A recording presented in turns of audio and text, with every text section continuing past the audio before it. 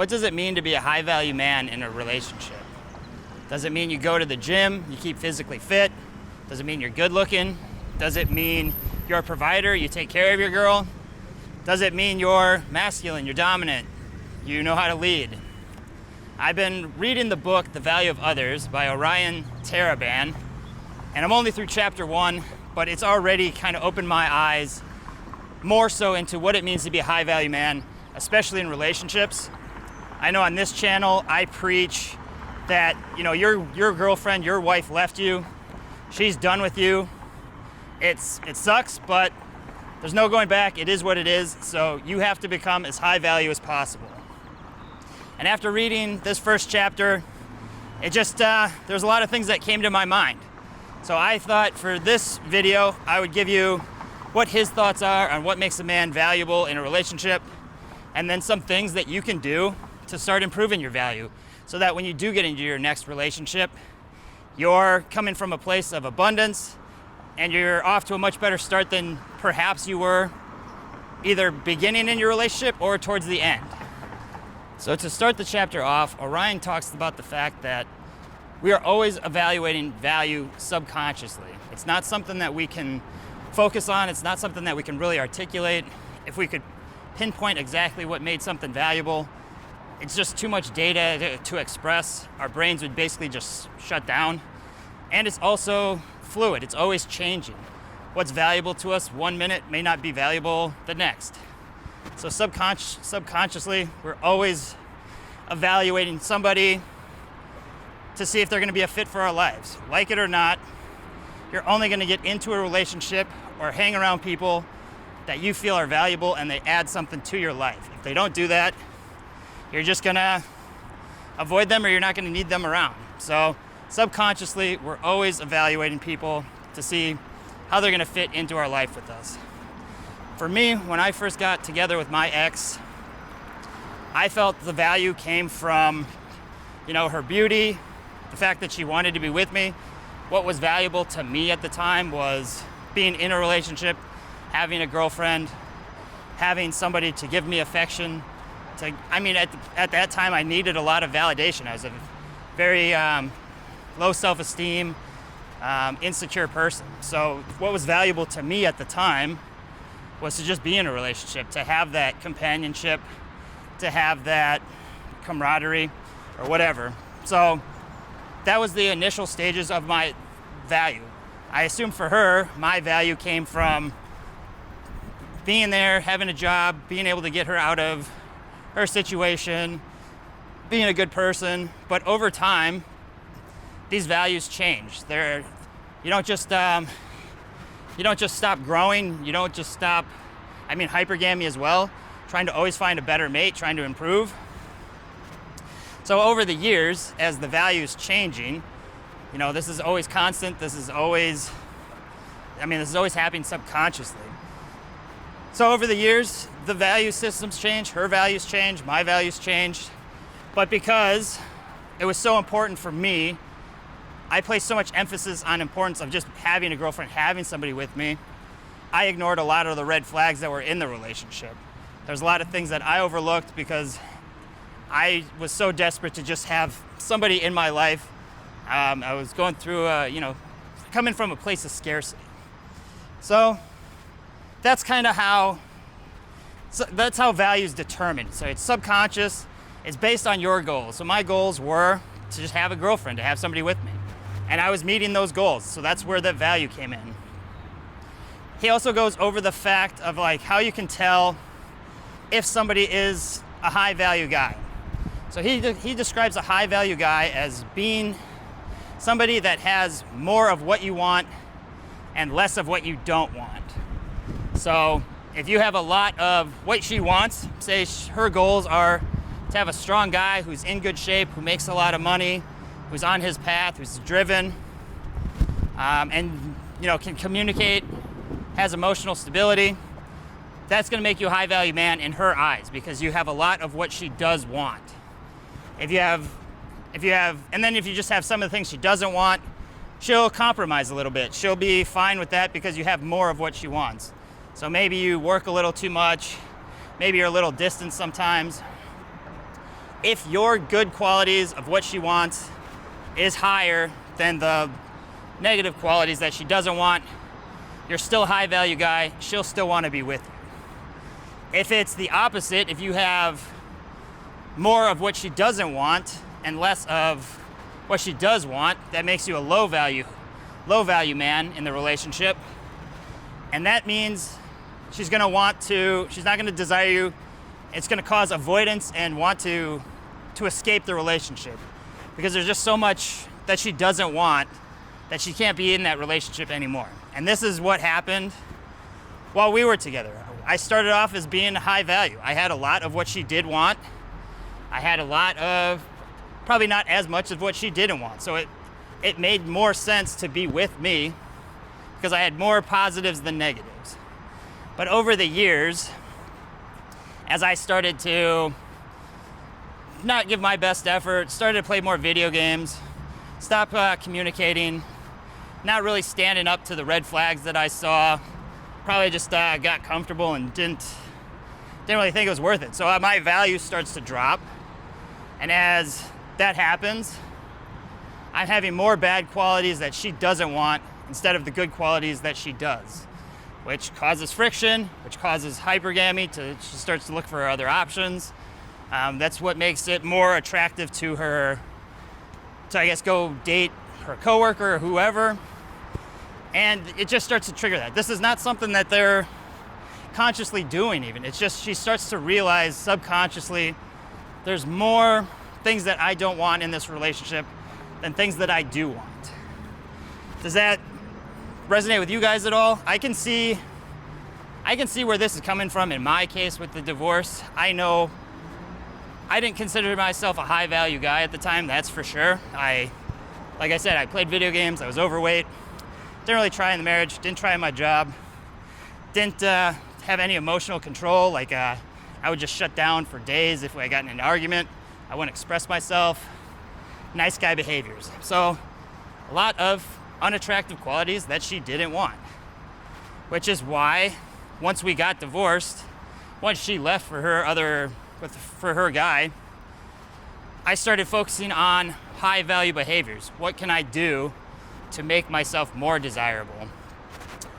And that's where I started to work out. I stopped playing video games. I started, not that there's anything wrong with video games in particular, it's just I had more important things that I had to do for my finances, for my health, for my social skills.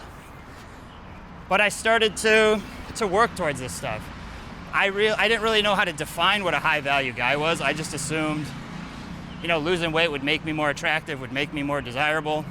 It would make me, practicing my social skills would get me more friends. It would get me more dates. It'd make me more fun. So these were high value behaviors, and turns out that this is what a lot of the women I've been seeing wanted. They wanted a guy who could take feedback, would be fun on dates, could give them a good time, looked good, kept in good shape. And it's not something I was doing in my marriage. So I don't know. I guess let me hear in the comments what happened to you. Can you guys identify with this? Were there warning signs that she was looking for somebody else? That she was maybe not getting the value that she thought she was getting? That you had more things she didn't want instead of things she did want? Be interesting to see, if you reflect on it, if there were warning signs to see that this was coming.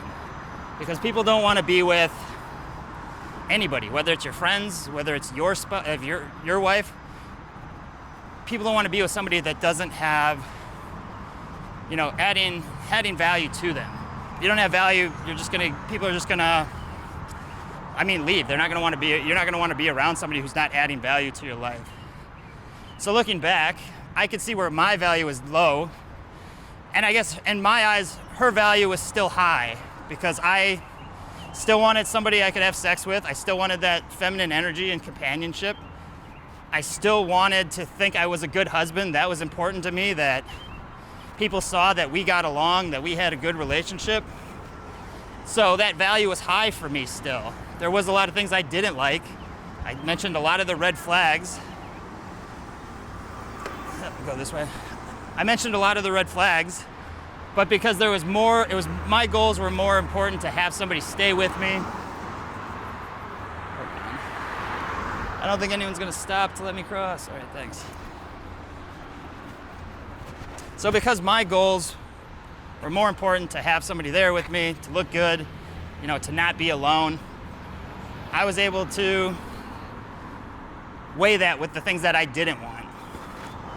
They say that, I guess I'll just throw this in here real quick, that if you're neutral, some people, they don't have, if they have a lot of what something doesn't want and a lot of what somebody doesn't want, it causes a lot of friction. It causes them stress because they don't want to be, there's a lot of good, but there's a lot of bad. So I guess balance that out with any future relationships you have. But this video was more about the fact that to be a high value man, you want to, in a relationship, you want to be giving more of what she wants and less of what she doesn't want. Whoa. Hold on, I'm gonna cut it here for a sec. All right, I got distracted by the wind, stopped for recording for a second. But basically what I was saying, I was talking about to be in a relationship, you need to be high value, but this is just in general. Like, you have to just be a high value person to get the relationships that you want. It's always changing based on someone's goals. For instance, he mentions in chapter 1 that, your goal might be to have a woman who's going to be very motherly, and that's going to be more important to you than her attractiveness. And over time, maybe that changes. Maybe you find that you do want her to be motherly, but then at certain periods, you would prefer her to be more attractive or more playful or more whatever. It's always just fluid and changing. So you always have to be aware of kind of what you think is valuable for you at the time and start making adjustments. This goes into not just relationships, so you want to be just a high value person, always expanding your knowledge, being more personable, being more confident, being a leader. These are ways that you're going to be considered high value. You're going to have your best chance at, I guess, a long-lasting relationship. It's interesting that it is always, never ending. I think this is why I got comfortable in my marriage early on, was that, I took these vows that together forever, sickness and health, no matter what. So I didn't really understand what it meant to be high value, or that values do change and that you always have to be aware of this stuff. I guess that's what hypergamy is. Women are always looking for their best option. So if you're not giving that to them, if you're providing more of what she doesn't want instead of what she does want, there's probably going to be a high risk that she does go look somewhere else. I know that's what happened in my case. I guess I'd be interested on your guys' opinion on this. What do you think makes a high value man? Is this something that you agree with, that in order to be high value, you have to be giving more of what somebody wants and less of what they don't want? Yeah, let me know in the comments about that. But I guess now that we know that, to be high value, you have to give more of what somebody wants and less of what they don't want. We need to start taking steps on becoming more high value. I feel that over the last 7 years, I've absolutely raised my value from what it was. Had I tried to date immediately after my divorce, I don't think I would have, it's windy again. I know I wouldn't have attracted the kind of women that I want. I was still overweight, still shy, still quiet. I did have some value. I did have a good job. I would have been a nice boyfriend. I would have done whatever I could have done to make them happy, because that was my mindset at the time. But it would not have been the kind of women I wanted. I was not prepared to, I wasn't in good shape. I wasn't masculine. I wasn't able to lead. I wasn't any good at sex. I wasn't able to communicate. I would just shut down a lot of the times. Very immature. So what I started to do to work on this was I started hitting the gym, started focusing on, books that changed my mind, changed my mindset. The value of others. I've only gotten through chapter 1 so far, but it's been real eye-opening, because I never really heard it phrased that way, that value is giving more of what someone wants and less of what they don't want. Like, if you think of it that way, that makes perfect sense. I know when I'm evaluating if I'm going to hang out with somebody, subconsciously, I guess, you're just like, do I vibe with this person? Do they have my kind of goals? Is that somebody that I have fun with? Like, is there more of what I do want and less of what I don't? And if they have more of what I don't, then I don't bother hanging out with them. So far that's been great. So yeah, it's raised the value. Work out, read books, learn to be not a nice guy if that's something that you're struggling with. That was a big one for me. Using covert contracts instead of expressing my feelings. I also had to let go of my ego. I was terrified, or I wasn't terrified, I just couldn't take criticism. I always thought it was an attack against me. I thought that if someone criticized me, that means they didn't like me, or that they were judging me in some way. But once I read the book, The 4 Agreements, don't take anything personal. You know, you kind of realize they have their opinion, they can say whatever they want. I'll evaluate it, see if that's true. If it is, then I'll make corrections, and if it's not, then I'll say that I don't think that they're right with that. But yeah, there's a lot of things that you can do to raise your value. If you're just coming out of a divorce and you're not used to dates, start go on like online dating. Try to get as many dates as possible so you can build your skill set of socializing, finding out what kind of women you want, finding out like how to interact on a date so that you're giving them the best time. There's definitely ways to become more valuable, and it's the guys that raise their value that end up having the best relationships, I would say. I think that's enough for this video. I hope that was valuable to you. I was just reading this morning, and it really just triggered into me just how important it is to have value in your life, show value, because if you're not giving value or someone's not giving value to you, you're not going to want to be around that person. It just doesn't make sense. You want people in your life that contribute value in some way. And when I was reading this, it just reflected on the fact that I was giving my ex a lot more of what she didn't want, whether that's right or wrong. Those are her value systems, which means I can't take that personally. It's not something that I did or didn't do. There's obviously things I could have done to made myself more valuable. I could have lost weight, could have been more attentive. I could have done, a lot of things, but that doesn't necessarily mean it would have worked out.